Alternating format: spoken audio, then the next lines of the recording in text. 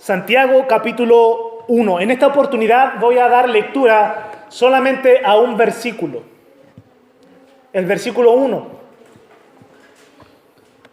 Espero en el Señor que este sea el comienzo de una hermosa aventura a través de la carta de Santiago. Dice así la palabra del Señor tu Dios. Santiago, siervo de Dios y del Señor Jesucristo, a las 12 tribus que están en la dispersión, salud. Quiero que por favor en su mente me acompañe y nos traslademos al año 45. No al 1945, al año 0045. Transpórtese conmigo en su mente allá a Jerusalén, al año 45. Y piense en las calles de Jerusalén. Las vestiduras totalmente diferentes a como es hoy. Los varones vestidos con sus vestidos obviamente ad hoc a quienes son ellos. Las mujeres vestidas de una forma bien decorosa, bien hermosa, bien especial. El comercio se desarrolla de una forma habitual. El intercambio. Algunos compran con monedas romanas.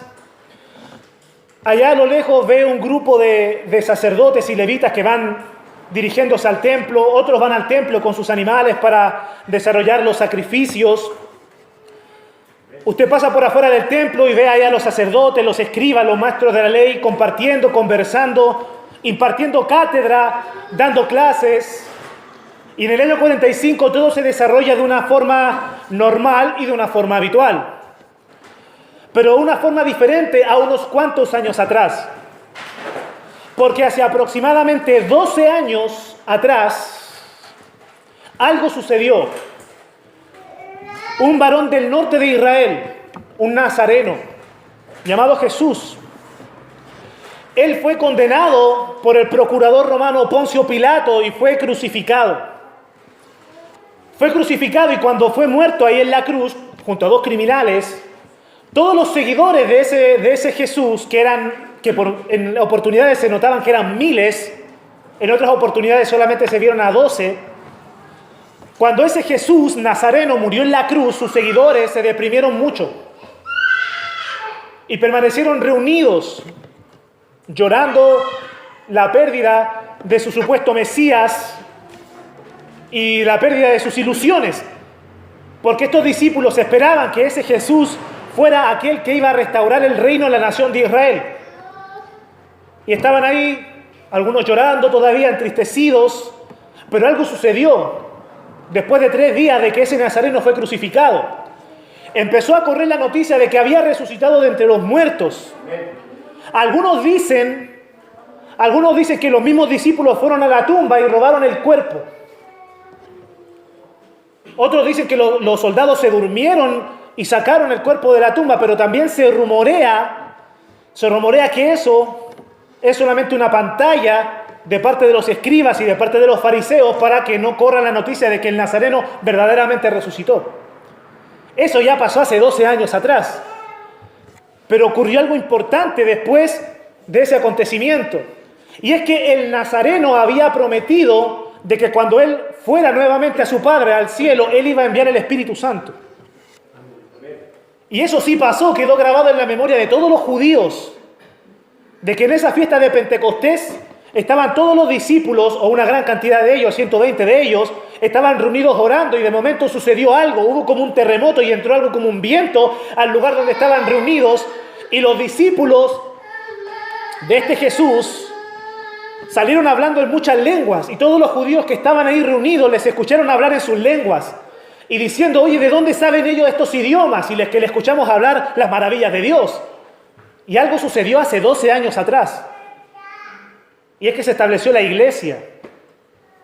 Y hasta el día de hoy, a todos esos judíos que creyeron en el mensaje que predicaban estos seguidores de Jesús, a esa agrupación de miles de judíos, de miles de israelitas, se les llama los del camino.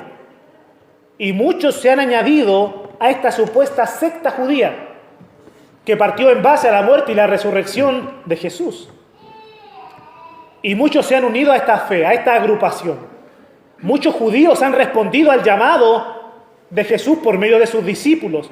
Incluso muchos sacerdotes han obedecido a la fe Tanto así que muchos judíos que no solamente viven en la región de Judea, israelitas que no solamente viven en los contornos de la nación de Israel, sino los que están fuera, los que están viviendo en otras ciudades, allá en el norte, por Tiro, Sidón, por Antioquía,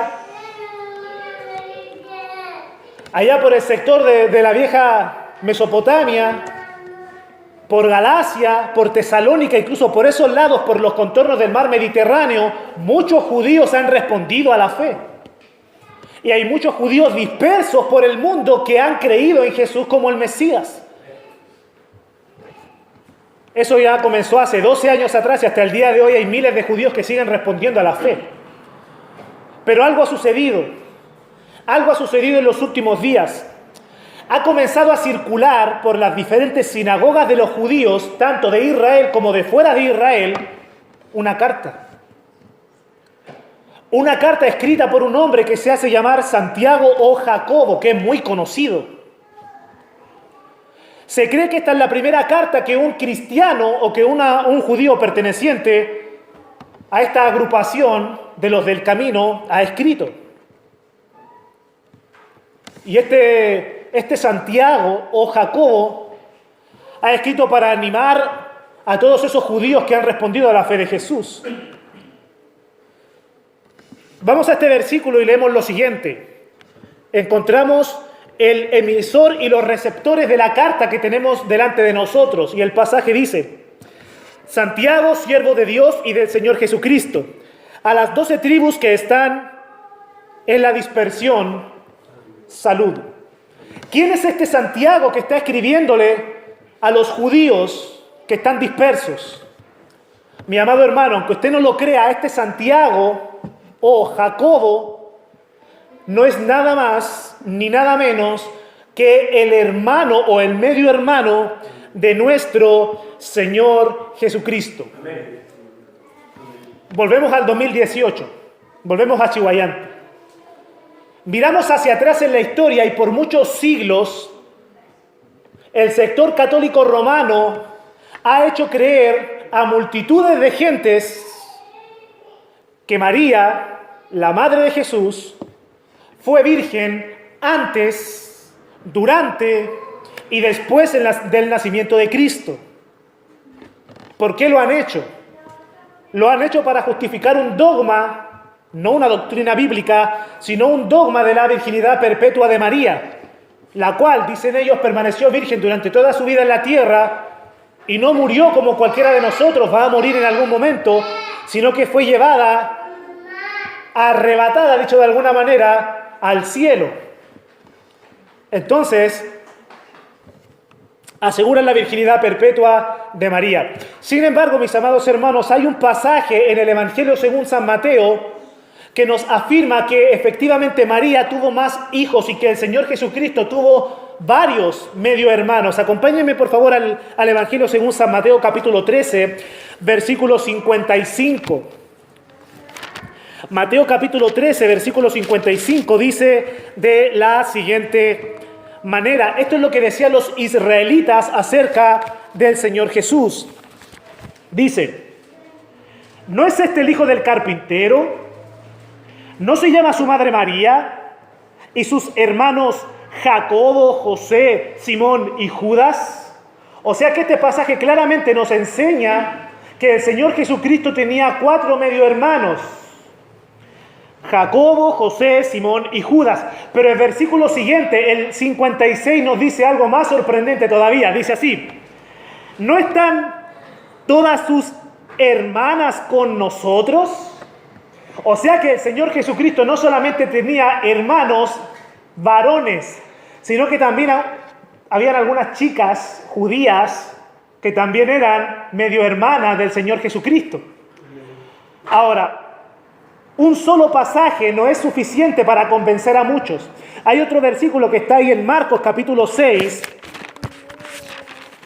para los que están tomando apuntes, Marcos capítulo 6, versículo 3, el cual nos relata lo mismo. Dice lo siguiente: ¿no es este el carpintero, hijo de María, hermano de Jacobo, de José, de Judas y de Simón? ¿No están también aquí con nosotros sus hermanas? y se escandalizaban de él. Bueno, así como muchos se escandalizan cuando leen los versículos donde la Biblia nos enseña que María y José tuvieron más hijos. ¿Por qué? Porque para los judíos es una gran bendición y para nosotros también debería serlo el tener una familia numerosa.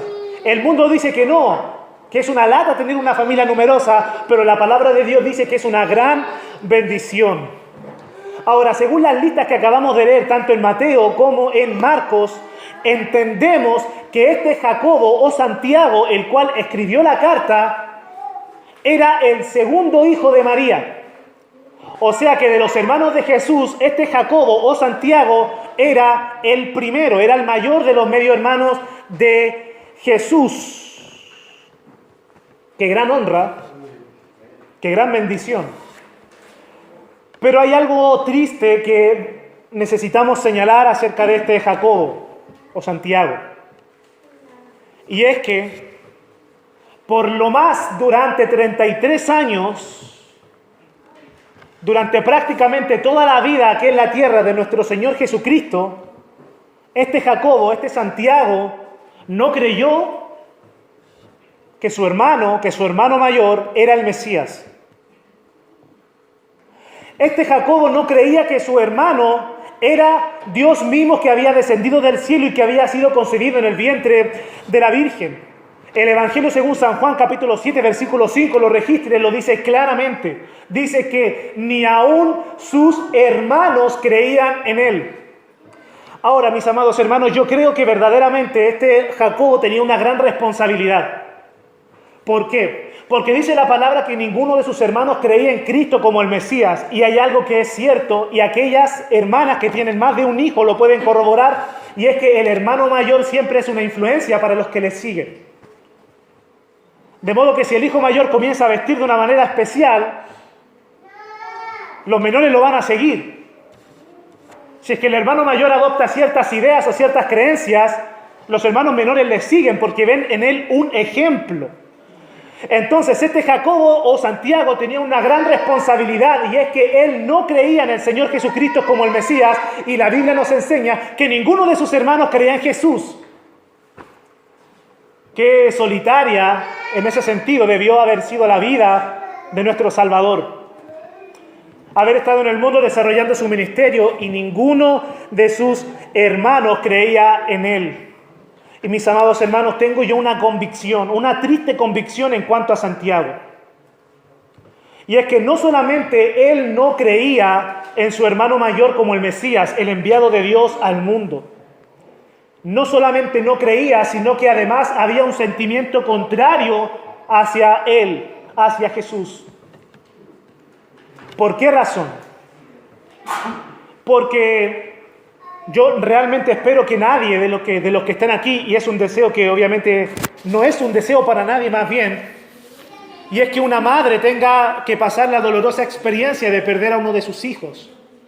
Pero en el caso de que una madre pierda a uno de sus hijos, ¿quiénes son los primeros que tienen que estar ahí con su madre, consolándola y proveyéndole amor, cariño, protección y ánimo? Cuando una madre pasa una situación difícil en su vida, como es la pérdida de un ser querido, sobre todo un hijo, ¿quiénes son los primeros que están ahí para proveerle amparo y protección? Obviamente, sus familiares más cercanos, y en este caso, sus hijos.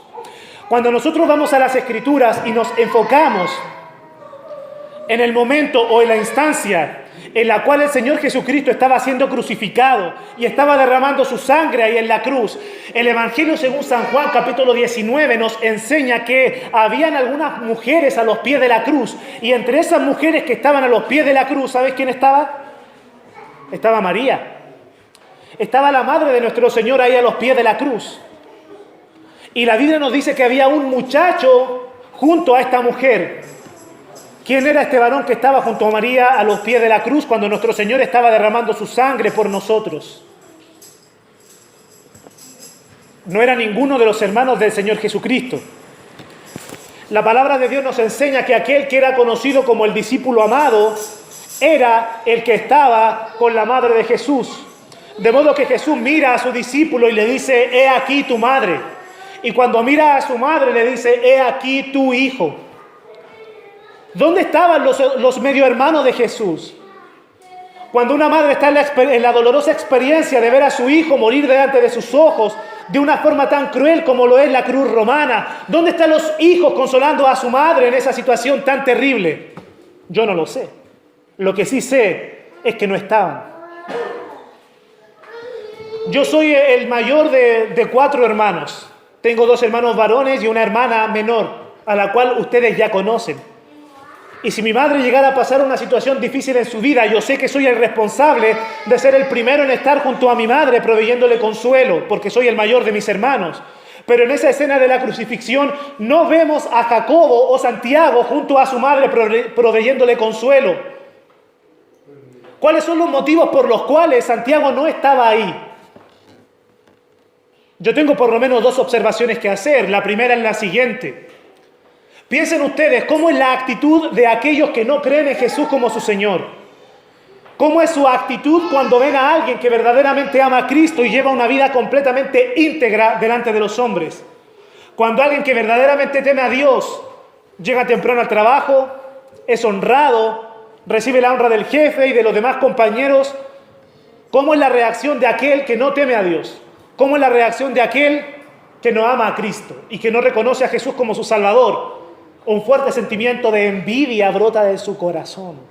Un fuerte sentimiento de envidia brota de entre sus entrañas. Y yo sé que más de alguno de los que está acá, si ha procurado mantener su testimonio íntegro delante de Dios y delante de los hombres, más de un envidioso se ha levantado en contra de ustedes. Porque esa es una reacción natural en aquellos que no temen a Dios. Ahora piensen en un niño que ve que su hermano mayor siempre se porta bien. Piensen en la actitud de un niño cuyo hermano mayor siempre es íntegro, nunca se trampa en los juegos, pero es tan esforzado que la mayor cantidad de veces los gana. Piensen en cuál es la actitud de un jovencito que ve a su hermano mayor que no comete los mismos errores que cometen los adolescentes. Cuando va al mercado a comprar, él no paga por una fruta y rápidamente saca 2 o 3, sino que saca lo que pagó.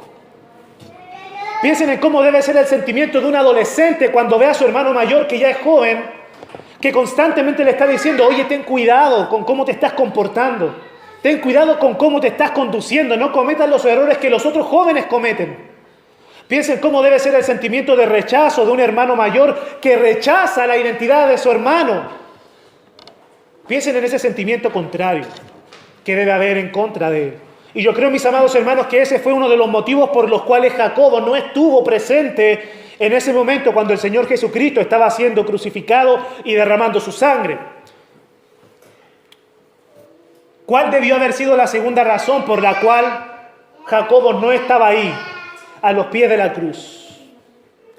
La palabra de Dios registra que hubo un momento determinado en el cual María y sus hijos dijeron, Jesús está fuera de sí.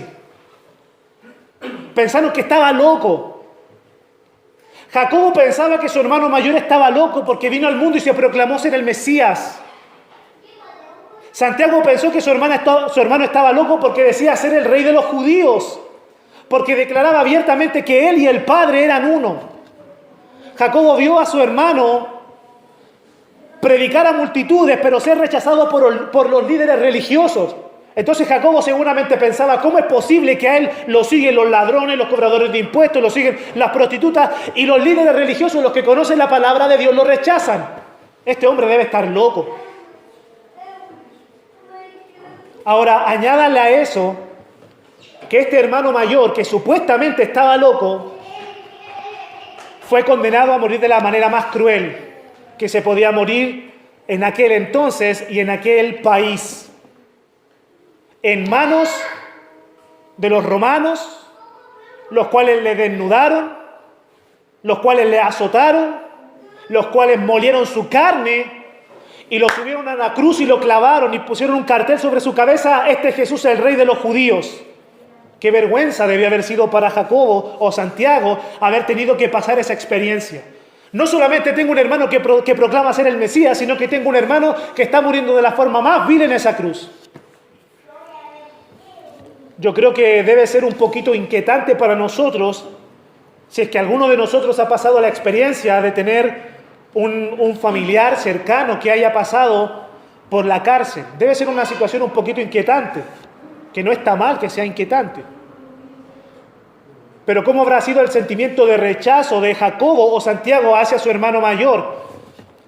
Al ver que proclamaba ser el Mesías, pero los líderes religiosos lo rechazaban.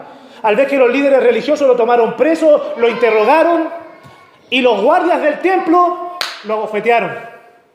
Los soldados romanos lo abofetearon, lo escupieron, lo golpearon. Los fariseos y los sacerdotes lo escupieron.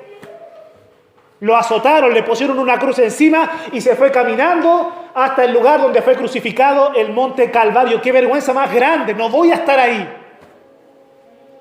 Si está mi madre, es bueno que esté sola con los seguidores de ese hombre.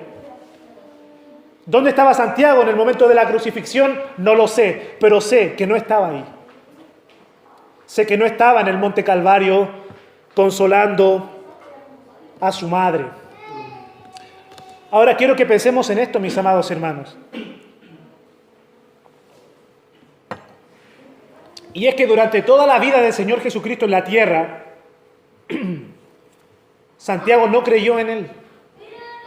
Y rechazó su identidad, su autoridad y todo lo que su hermano mayor fue.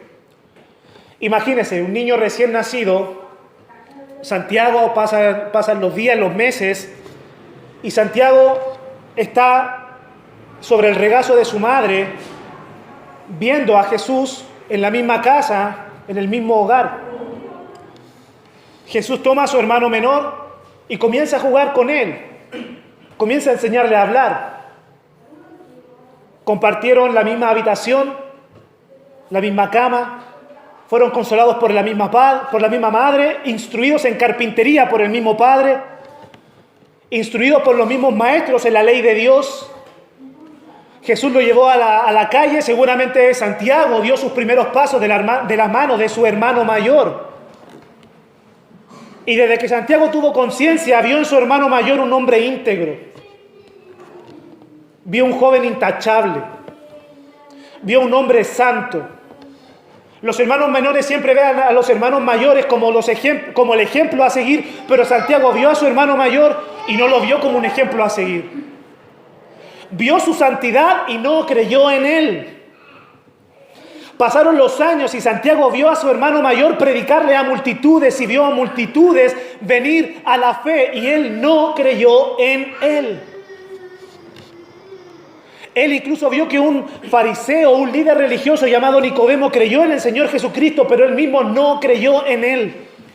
Santiago vio los milagros de Jesús.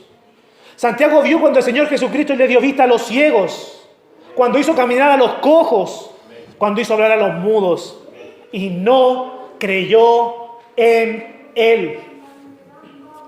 Yo creo que esto es suficiente para que todos nosotros meditemos un poco y nos demos cuenta que nadie puede entrar al cielo por ser familiar de un evangélico. Nadie puede llegar al cielo por ser hijo de pastores, o de pastor más bien. Como ya ha sido mencionado antes, nadie puede entrar al cielo en la maleta de otro. Porque el Señor tiene hijos. Dios no tiene nietos ni sobrinos. Él tiene hijos. Y así Jacobo o Santiago desarrolló su vida en un total rechazo a su hermano mayor. Pero yo le doy las gracias a Dios porque Dios es misericordioso. Porque Dios es precioso y porque Dios tiene compasión de los pecadores. Y yo doy las gracias a Dios porque el Señor se hizo verdaderamente presente aún más en la vida de su hermano menor. Y este varón llamado Santiago llegó a ser salvo. ¿Cuándo fue salvo? ¿Cuando escuchó las predicaciones de Jesús? No. ¿Cuando vio los milagros? No. ¿Cuando vio a multitudes venir a él? No.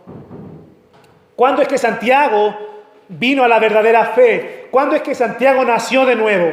¿Cuándo es que él se convirtió? Primera de los Corintios capítulo 15, versículo 7 registra que el Señor Jesucristo, después de morir y resucitar, se apareció a muchos de sus discípulos y que también se apareció a Jacobo o Santiago. O sea que así como al apóstol Pablo también le sucedió a Jacobo. En un momento de incredulidad, y de rechazo hacia la persona de Jesús, el Señor glorioso, resucitado, se le hace presente. Y así como Pablo le dijo a Jesús, Señor, ¿qué quieres que yo haga en ese encuentro que tuvieron? Así también Santiago tuvo que responder al Señor Jesucristo resucitado con humildad y convertirse a la fe cristiana. O sea que para que una persona sea salva no basta con escuchar muchos sermones. No basta con presenciar muchos milagros. Es necesario que cada pecador tenga un encuentro personal con el Señor Jesucristo. Y es necesario que cada pecador nazca de nuevo. Porque el que no nace de nuevo no puede ver el reino de Dios. Y lo hermoso es que una verdadera conversión conlleva un precioso cambio de vida. Un hermoso cambio de vida. Y nos vimos a Santiago durante la vida de su hermano, durante el ministerio público, no lo vimos ahí presente. Pero sí lo vimos presente después de que el Señor Jesucristo se le apareció. Y dice el libro de los Hechos, en el capítulo 1,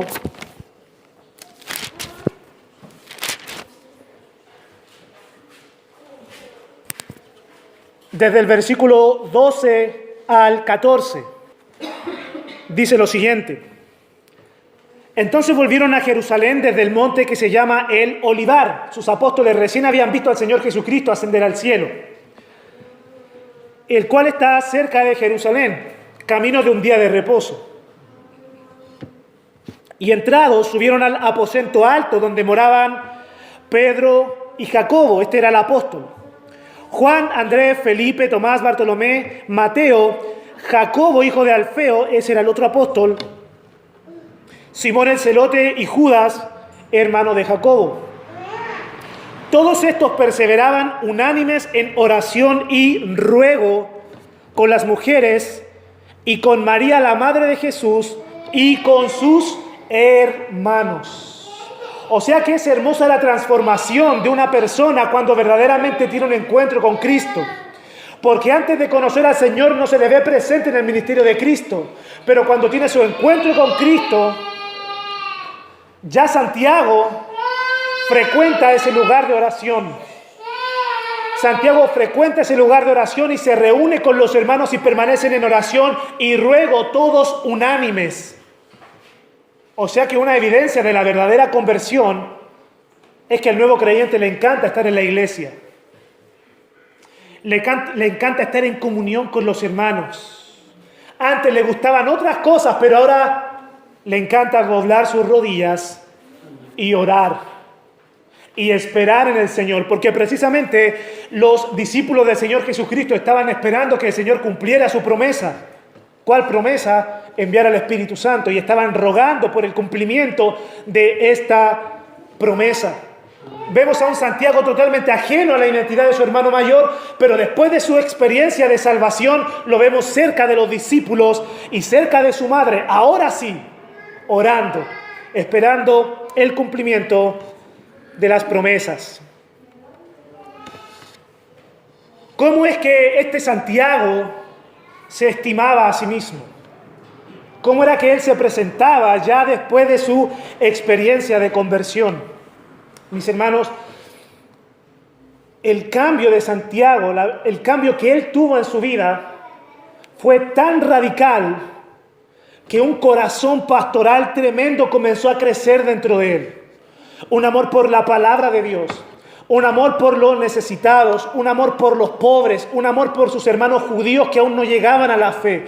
Un amor por los necesitados comenzó a incrementar en su vida y comenzó a crecer. Y gracias a su celo por la palabra de Dios, gracias a su vida piadosa, en poco tiempo Santiago fue reconocido y fue constituido como el pastor de la iglesia de Jerusalén. Ahora, esto es más significativo de lo que suena. ¿Por qué razón? Porque Santiago no era un apóstol. Él era un hermano del Señor y él fue incrédulo la mayor parte de su vida. Él no estuvo ahí cuando el Señor Jesucristo fue bautizado. Lo más probable es que no estuvo ahí. Él no estuvo presente cuando el Señor Jesucristo murió en la cruz. Él no pasó los 3 años como los apóstoles recibiendo las enseñanzas del Mesías. Pero él experimentó un cambio de vida y en poco tiempo él fue constituido no solamente como un pastor en Jerusalén, sino como uno de los pastores principales, como el pastor principal en Jerusalén. O sea que él administraba y supervisaba la vida y el ministerio incluso del apóstol Pedro y del apóstol Juan ahí en Jerusalén, que recordemos que la iglesia nació en Jerusalén. O sea que en la iglesia matriz Santiago tenía una posición considerable. Ahora, qué hermoso es esto, mis amados hermanos, porque Santiago experimentó algo que usted y yo también hemos experimentado. Qué hermoso es que cuando llegamos a Cristo y le amamos a Él con todo nuestro corazón y con todo nuestro ser, obviamente empezamos a servirle porque le amamos. Y como el Espíritu Santo nos da dones espirituales, nosotros ponemos esos dones al servicio de la iglesia. Y servimos al Señor sin esperar que nadie nos felicite. Empezamos a servir al Señor sin que nadie nos pague, porque no nos interesa eso, nos interesa agradar el corazón de nuestro Señor. Amén. Y es hermoso porque cuando estamos en ese servicio, llega alguien y nos dice, hermano, tú deberías ser diácono en la iglesia. Nosotros no andamos con un cartel que dice, quiero ser diácono. Pero los hermanos ven nuestro servicio. Llega un hermano y le dice a usted, mi querida hermana, usted siempre está predicando la palabra de Dios, usted es evangelista. Porque usted siente una pasión por las almas que están perdidas. Si usted es una persona, un varón o una hermana apasionada por las Escrituras, llega alguien y le dice, usted debería ser maestro bíblico. Usted debería enseñar en la escuela dominical porque se nota esa pasión que usted tiene. ¿Cuánto más ha de ser la honra, la dicha y la gran bendición de que alguien venga y le diga, varón, usted va a ser pastor por su piedad, por su amor por el Señor, por su celo por la sana doctrina, por su vida íntegra? Pero no solamente va a ser pastor, va a ser el pastor principal de la iglesia matriz en Jerusalén. Y Santiago fue constituido en pastor de esta iglesia. Registro de eso está en Hechos capítulo 12 y Gálatas capítulo 2. Ahora, nosotros vemos en televisión muchas veces, no voy a decir los nombres, pero nosotros vemos en televisión a obispos que son muy reconocidos, o sea, personas que están a cargo de muchas iglesias y le hacen entrevista en televisión. Y uno se queda esperando que estos obispos mencionen el nombre de Cristo, porque hablan de política, hablan de economía, hablan de la sociedad, hablan del país, pero nunca hablan de Jesús. O sea, son personas puestas en posiciones, obviamente, de mucha autoridad, pero parece que no son de mucha influencia espiritual. Más bien son organizadores, tal vez son políticos puestos en una posición, pero no son de mucha influencia espiritual. Y eso lo vemos de forma habitual en nuestro país. Pero ese no era el caso de Santiago. Santiago llegó a ser un ministro de tal influencia espiritual sobre la iglesia primitiva, porque la iglesia estaba comenzando, que el mismo apóstol Pablo, el gran evangelista del Nuevo Testamento, el gran apóstol Pablo, él habla de Santiago y se refiere a él como una columna de la iglesia. ¿Qué es una columna? Una columna es un elemento estructural que sirve para sostener pisos superiores o edificaciones completas. Eso es una columna. Mantiene estable y firme el edificio. O sea que Santiago era un instrumento de Dios para dar firmeza, estabilidad y sustento a la iglesia en Jerusalén. Era un tremendo ministro. Y no era como esos pastores que hay el día de hoy. Porque el día de hoy se ven pastores, como dicen algunos, pastores de oficina. Pastores de internet, pastores de correo electrónico, pero no pastores que evangelizan en las calles. No pastores que visitan las viudas, a los huérfanos. No pastores que van y se ensucian las manos, por decirlo de alguna manera, en el servicio. Hoy en día no se ven pastores que toman escobillones. No se ven pastores que toman martillos. Pero sí hay muchos pastores de oficina y de internet. Pero Santiago era un hombre dedicado a su obra y dedicado al servicio y a la administración del pueblo. Y era tal su influencia y era tan utilizado por Dios que, no sé si usted se acuerda de Hechos capítulo 15, donde se relata el concilio en Jerusalén. Había muchos falsos maestros que se estaban introduciendo a las iglesias cristianas y estaban diciendo que para que los gentiles fuesen realmente salvos tenían que circuncidarse. Ese es un gran problema, porque conlleva toda una serie de ordenanzas que Dios había dado a la nación de Israel que supuestamente los gentiles tenían que cumplir. Entonces se juntó el concilio en Jerusalén, se juntaron pastores, los apóstoles, los obispos, e hicieron el concilio para discutir qué era lo que se le iba a decir a los gentiles que tenían que creer, o sea, a los que no son judíos. ¿Y saben quién fue aquel que tomó la palabra y declaró la doctrina que los gentiles tenían que creer? Fue Santiago. Y él tomó la palabra y él dijo, nos ha parecido a nosotros y al Espíritu Santo decirles tal cosa. O sea que él habló y trató la doctrina con una autoridad tal que él dijo, el Espíritu Santo junto a nosotros decimos lo siguiente y declaramos lo siguiente. Fue un hombre de una influencia tremenda. Pero volvemos a la pregunta, ¿cómo es que este hombre, cómo es que este varón Santiago se estimaba a sí mismo? Pensemos en lo siguiente, Santiago era un gran ministro, por lo que le acabo de mencionar. Un hombre dedicado a la obra, un hombre entendido en la palabra, entendido en la doctrina, entendido en la administración de la iglesia primitiva. Pero no solamente era aquello, sino que él era hermano de Jesús. Hermano de Jesús. Por sus venas corría la misma sangre que corrió por el madero. Lo más probable es que su tono de voz haya sido idéntico al de su hermano mayor. Que sus facciones hayan sido idénticas a las de su hermano mayor. Que su mirada de amor y de gracia al momento de tratar con un moribundo, con una viuda, con un huérfano, haya sido la misma mirada de Jesús.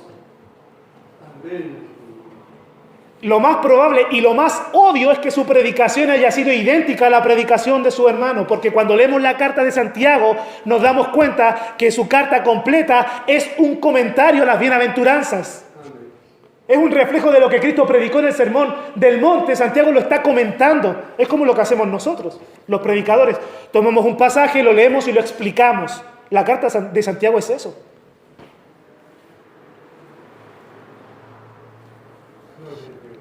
Entonces, cuando el pueblo veía a Santiago, lo más probable es que estaban viendo a Jesús. Ahí va Jesús nuevamente. No es Santiago, su hermano. Amén. Es que son idénticos. Reflejan el mismo amor, la misma gracia.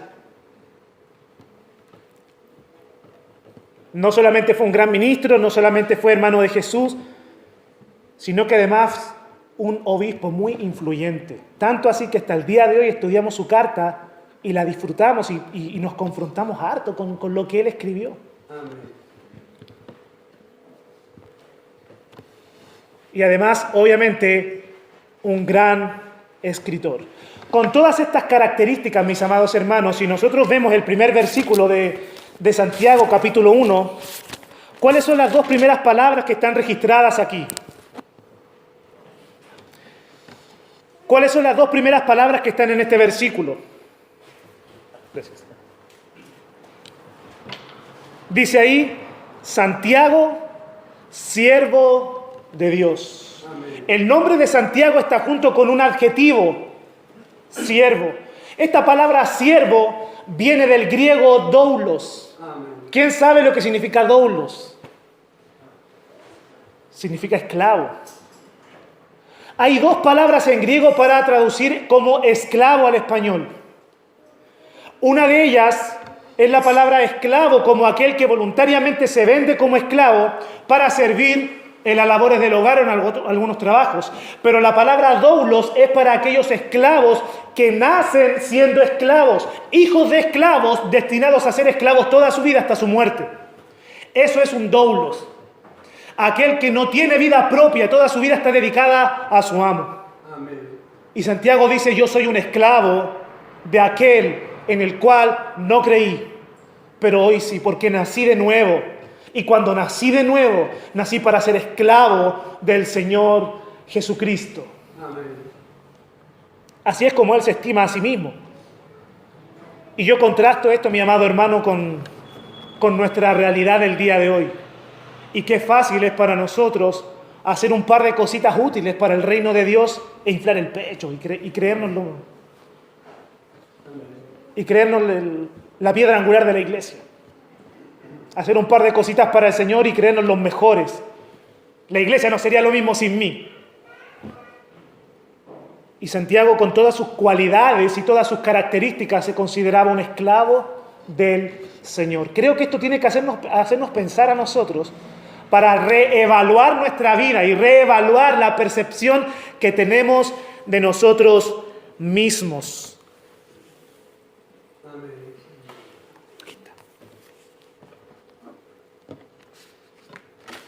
¿Cómo terminó sus días Santiago?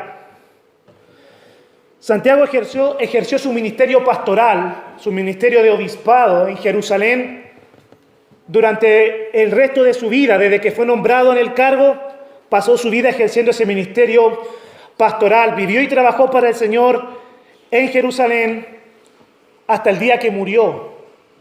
Él no murió de viejo. Él no murió porque su cuerpo no le daba más para seguir trabajando por el Señor. Quiero leer para ustedes lo que la historia registra acerca de la muerte de Santiago.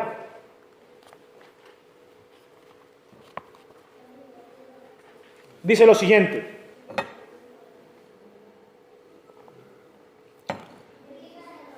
El historiador judío Josefo nos cuenta que Santiago fue apedreado por orden del sumo sacerdote Anás II en el año 62 después de Cristo. O sea, que el líder religioso de la nación de Israel, el descendiente de Aarón, el dirigente de los sacerdotes y de los levitas que ministraban en el templo, aquel que estaba encargado de ofrecer el sacrificio expiatorio una vez al año, aquel que entraba con su incensario a la presencia misma de Jehová, aquel que miraba con sus propios ojos el arca que construyó Moisés, aquel que tenía acceso a todos los rincones del templo y del lugar santísimo. Él mandó a apedrear a Santiago.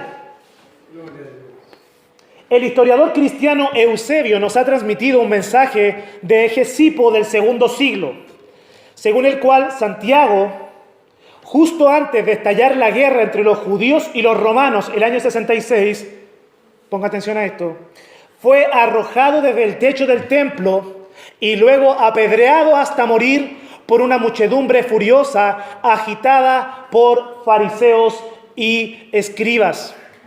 Amén. Según el mismo relato, Santiago vivía como un nazareo. No tomaba vino ni otras bebidas alcohólicas y no pasó navaja por su cabeza. Llevaba por sobrenombre el justo, porque guardaba rigurosamente los preceptos de la ley. Era conocido como alguien que oraba con fervor por la conversión de Israel. Le salían callos en las rodillas de tanto orar. Amén. Esa fue la vida de Jacobo o Santiago el justo. Este varón nos ha dejado un gran legado de un corazón pastoral. Todos aquellos que sienten un llamado al ministerio deberían estudiar la vida de este importante personaje de la historia de la iglesia. Porque verdaderamente hay muchos buenos ejemplos que seguir de él. También nos ha dejado un legado de testimonio personal. Un hombre totalmente incrédulo, ajeno a la vida de Jesús, pero que después de su conversión entregó su vida, entregó su tiempo en oración por su tierra, por su nación, entregó su vida en servicio por aquellos que amó. Amén. ¿Quiénes eran aquellos? Aquellos que Dios amó primero. Y este varón también nos deja un legado en la calidad de su mensaje. en la destreza con la cual Él predicó y la destreza con la cual Él escribió. Mis amados hermanos, eso es lo que hace el Señor Jesucristo en la vida de los pecadores. Esa es la transformación que el Señor Jesucristo obra en la vida de un pecador cuando se presenta delante de Él y le dice: yo soy Jesús. Ese es nuestro Señor Jesucristo. Aquel que descendió del cielo, se encarnó, nació de una virgen, llevó una vida sin pecado y entregó voluntariamente su vida en la cruz del Calvario para comprar su vida, amado hermano, y comprar mi vida. La vida de Santiago fue una vida transformada por Jesús. La nuestra también ha de serlo. Amén. Vamos a orar.